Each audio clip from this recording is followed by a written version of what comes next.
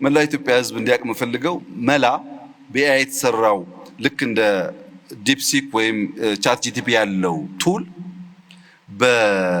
በያዘው ይዘትና አቅም ደረጃ ከቻት ጂቲፒ በምንም አያንስም። ኢትዮጵያዊ ከመሆኑ ውጭ በሲስተሙ ብቃት በምንም አያንስም።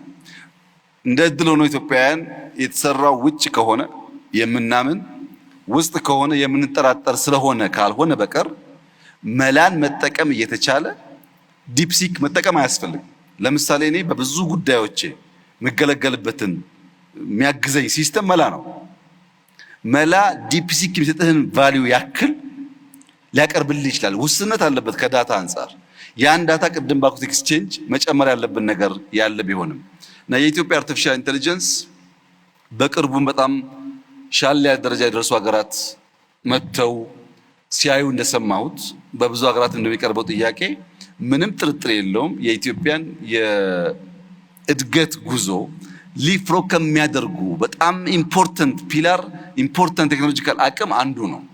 ለምን አስፈለገ ያልከኝ እንደሆነ መከተል ሰለቸን።